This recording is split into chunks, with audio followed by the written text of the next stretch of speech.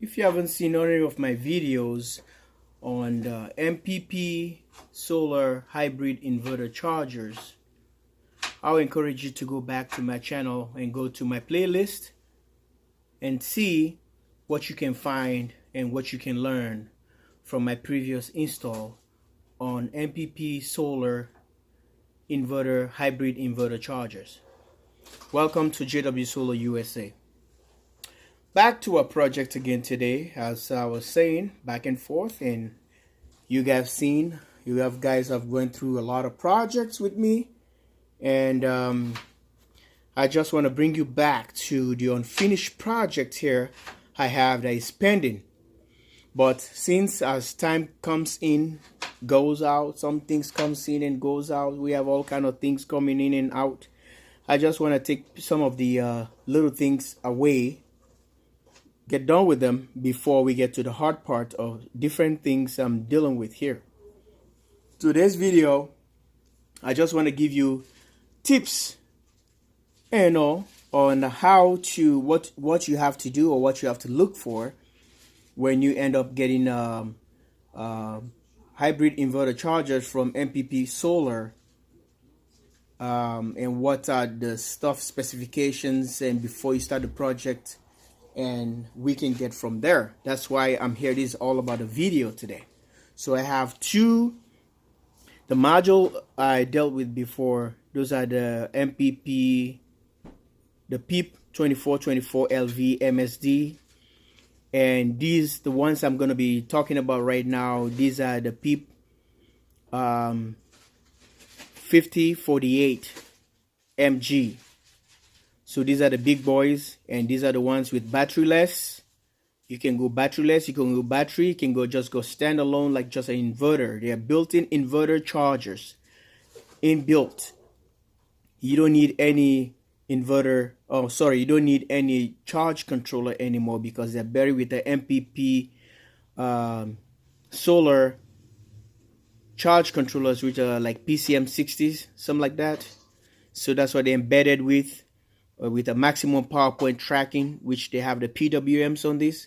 Or these are the MPPT hybrids. So, well, for the benefit of everyone watching and listening to my tips and advice about this device, I just want to make sure that I take these things out of the covers and you guys can see exactly what I'm talking about here, what I'm dealing with here. I know you guys are dying to see this thing back on action, or to see them in action, but I just have to talk about the possibilities and the danger and just doing the things right the way it should. So like I was saying, so if we go to the PV modules here, and the maximum PV array open circuit, like I was mentioned earlier, on the 5 kilowatt is a 450 volt DC. They have other ones of these that are approximately 500 volt DC. These are not the MGs. Okay, you can take a look and see for yourself, and you see exactly what I'm talking about. So the voltage is supposed to range at 120 volt DC to 450. So just go through everything. Don't be in a rush, don't be in a hurry about doing things, because it's not going to do you any good. You know, being anxious about things, being eager, trying to show people, yes, it's good, but make sure if you want to show people, show them the right thing, and show them, not putting right away power into those things, and all of it, boom, it doesn't work for you. And that's how I've seen a lot of people started complaining, oh, these things are crap, so this machine doesn't work. You're trying to give a bad feedback or recommendation to the manufacturer for their mistake. But they gave you a pamphlet, they gave you a manual, they give you guidelines what you have to do. Don't do it your own way, do it their own way, what they said, and try it. If it doesn't work, I would say you do your own way now. Okay? If you do your own way, you're a guy who like to tinker or tinkering stuff, I would say Some people don't listen to manuals, don't listen to that. They will just go ahead and do something because they know at a certain voltage, at a certain amperage, they know exactly what the kind of wires and breakers and everything they're going to be utilizing. If you're not a tech pro or tech guru, or geek or something, don't underestimate or don't do things because you're low budget. Wait till you get the money. Wait till you get the money to do it right. Especially you already put your investment into this. Wait. Okay? The machine's not going to run away. Okay, the max input voltage into this device for charging, when it comes in, it can take up to about 300 volt AC, which is almost very close to three-phase. Yeah, very close. You guys know, tech gurus out there. And the efficiency, I want to mention the efficiency on this device is 90%, which is pretty good. It's not bad at all. Not for American machine. Okay. And the overload, it has an overload protection on it, a surge protection. The surge capacity is like 2 times the rate of the power for 5 seconds. 2 times the rate of the power. 2 times rated power for 5 seconds. So if this says a 5 kilowatts, I think that's what it meant. So remember, it surges 2 times of that, approximately 10 kilowatts, 5 seconds, not 5 minutes. Don't go, not continuous, 5 seconds. Okay? And the nominal DC input voltage is a 48 volt DC. It's not 48 volt AC. It's a 48 volt DC because sometimes people want to try and put wind turbine into this, which is a 3-phase or AC. Don't do that.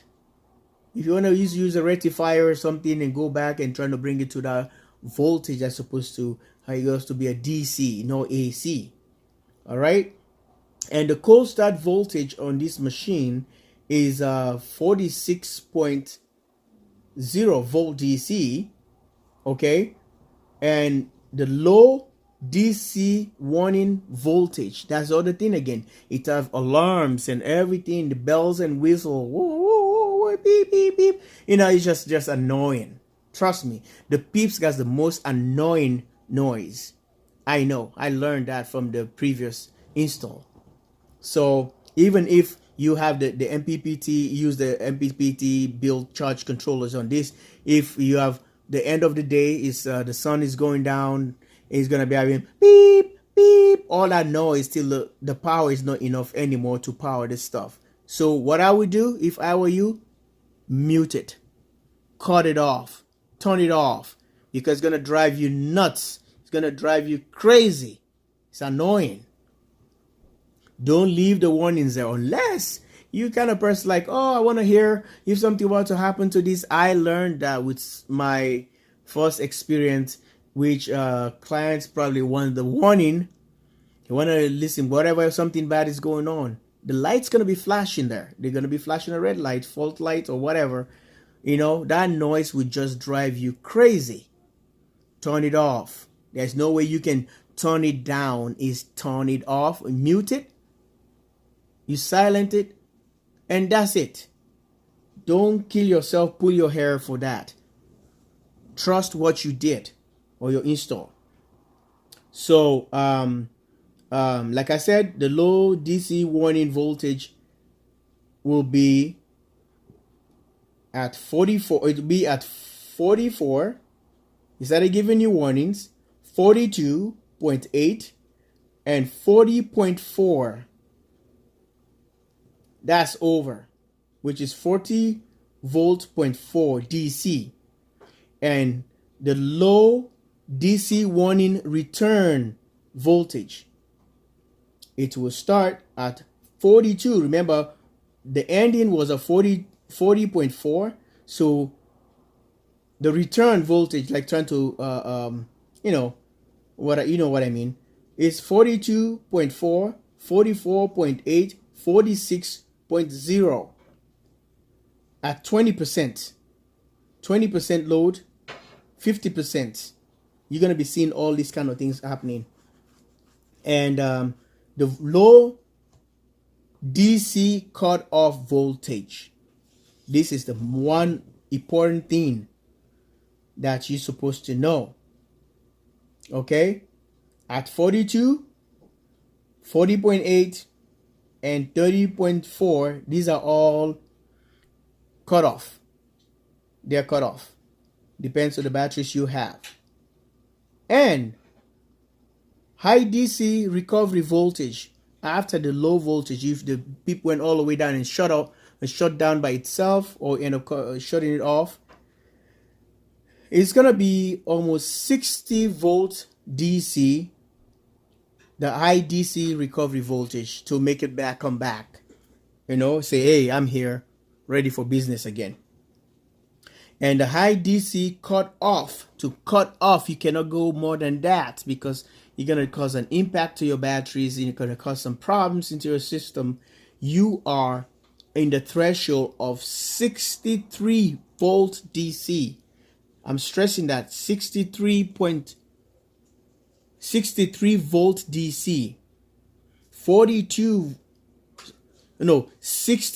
volt is the DC recovery voltage, and the cut off, DC cut off, is 63. So if you're thinking about doing batteries like whatever higher voltage, lithiums, Tesla and whatever, and Nissan Leaf and Chevy Volts, BMW, be careful. This is the first thing. I'll stress this. This is the first thing you have to look at first, if your PIP is going to handle that kind of voltage.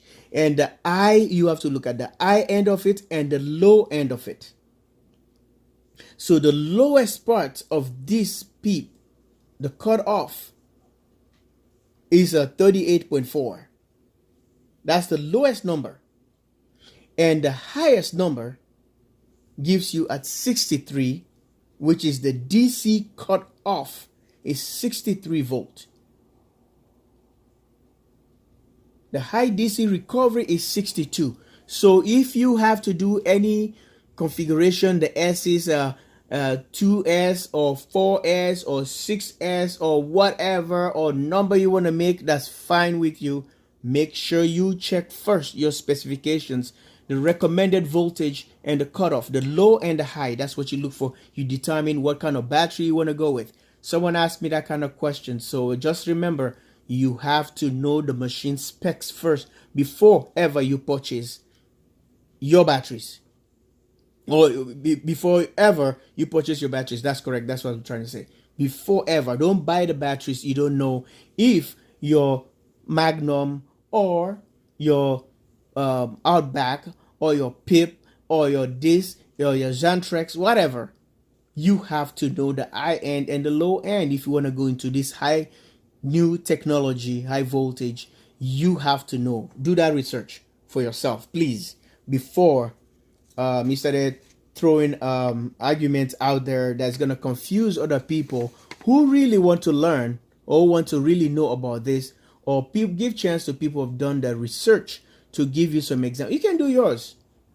It's an opinion. Everybody can do whatever they want, but I'm just telling you, I don't want you to go through all that kind of thing. I'm trying to help out and show exactly. You see, so if we come to the charging here, that's for batteries for AGM, gel batteries and all that stuff. They have their default numbers. They already set up for you. If you don't know, some people like International, they have some batteries that are not off-brand. They don't give you all, the manufacturer don't put all the charging parameters, and you know nothing about those. They makes it easier for you to set up that.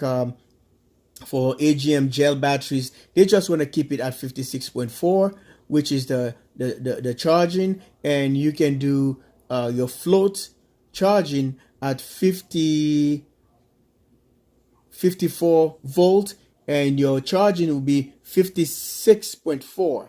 56.4 is your charging, which is your absorb, and the float will be at 54 volt DC. So Remember, overcharge protection will go up to about 63. Remember, I mentioned that 63 volts is the cutoff. So it protects itself for not being hurt or damaged. Just FYI, I'm just telling you. So some people don't have time to do all this research. Remember again, your PV open circuit is 450 volt DC and 120 volt DC to 430 is the range. Now I'm coming to the main part. Don't wire your panels all the way into the series. You said because they said 450 volt DC, oh, I'm going to put it all the way to 450 volt DC. No, it's not going to work. Okay? Hello? It's not going to work. I'm just letting you know, just like your charge controller, Outback or whatever, Midnight, they said 150 volt DC. You cannot get 150 volt DC. You have to stay at 145, below 145 threshold. Then your inverter can work. It's fine. But you have to give a gap there so the inverter can breathe. You cannot choke this thing because they said 450 volt DC. See? You just have to get your voltage from 120 volt DC to 430. So you have to give that 20 volt off. That's the relief, the stress relief on that machine. So you can breathe, it can have thing going on. And the input current is, this is the final settings I'm showing you. I'm telling you guys, the final settings. The input current is 18 amps. 18 amps. So if you decided to have a string of 2, make sure if your panels are 9 amps, 9 point something amps, just remember, just cancel yourself that I'm done. No, because you cannot put those panels you already wired at 120 to 430 volt DC, 2 strings of them that gives you have a 9 point something amps on panels. No, it's not gonna work. You are over. You are endangering your machine. If you have any panels at 8 point something amps or very close to 9, you are fine. You're below that, you have about 7 point something, and the peak is high. The high peak of it on the amps is the 8. Then you are fine. You're gonna be a total of about 16 point something amps.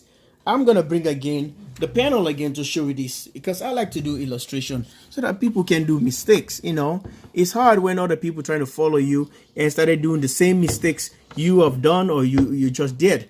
So if you look at right now the total amperage about this panel, you can see it. It says the optimum operating current, which is IMP, which 2.7.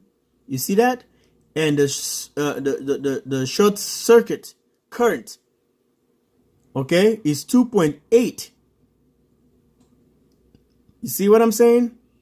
So the high end of it, which is the 2.84, is the high, and the 2.7 is the low. So always have this in consideration. Like, you calculate for the high end, which is the 2.84. That's what you have to take into consideration, or else your math is wrong. If you take the low number, if you take the 2.7, which is the low end, you're off. I just want to let you know that you're off. So far so good, and that I just kill another time again for explaining things for long minutes, and it's gonna be probably part 1, part 2. Bear with me. If you accidentally click on part 2, I will recommend for you to go back and watch part 1 first.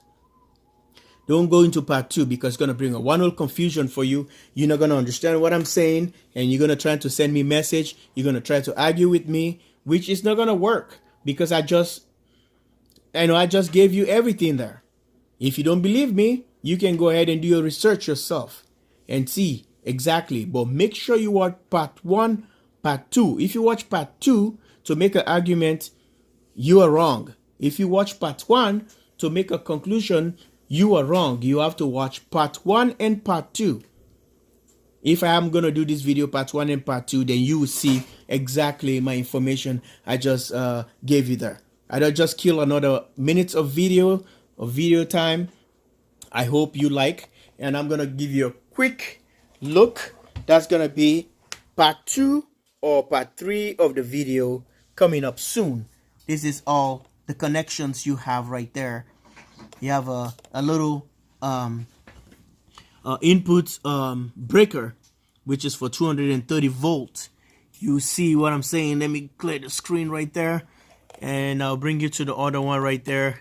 You will see what I'm talking about: the input, AC input and AC output, and you have your on and off switch right here, and your DC input. So I'll give you back in your network the RS-232 communication, and you're gonna see a USB that connects you to the computer.